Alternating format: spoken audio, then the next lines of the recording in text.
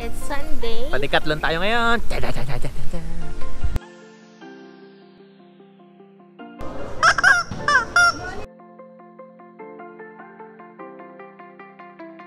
Bike parks agad yung pagkapasok mo doon sa entrance.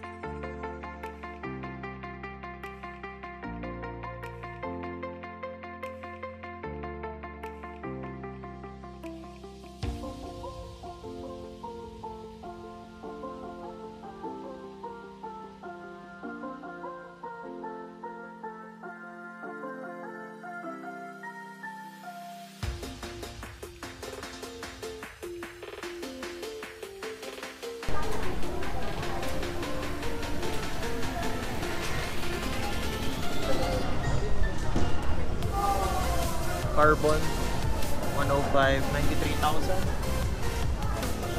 Bladed na yung spoke. Oh, Mavic pala to, Axiom na. 105.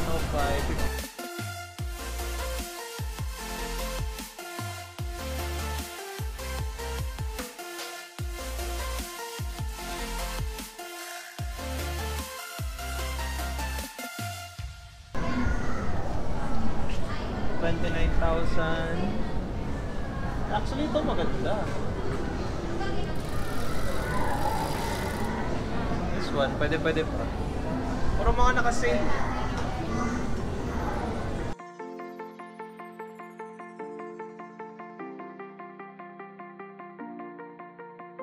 A longer pump.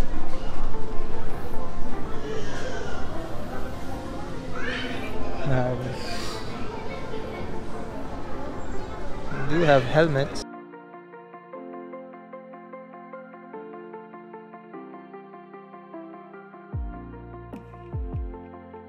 ULAC 220 lang. Ah, bigat. 220. Yeah, may na-mount talaga sa likod, 1.5. Medyo mabigat siya eh. Then you have the front. Ito talaga mabigat, hawak ko na siya kanina. Seat. So you have wheels, 29er wheels. Wow. Saddle. So ang liit ng saddle oh. Hindi siya malapad.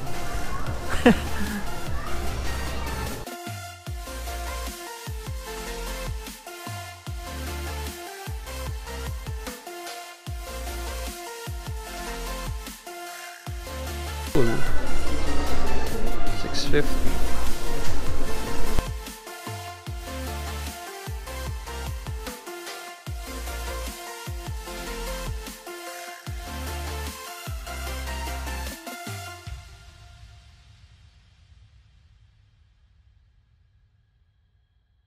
Kompleto sila dito for every sports.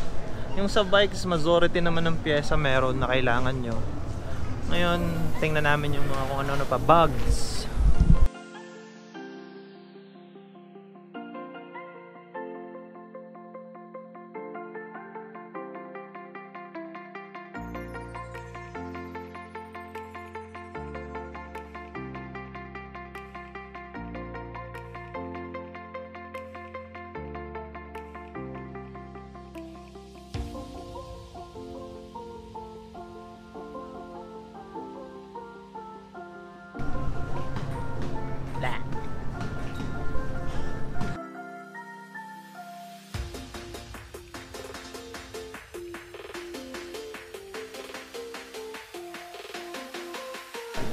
Like niyo po yung page niya, sir.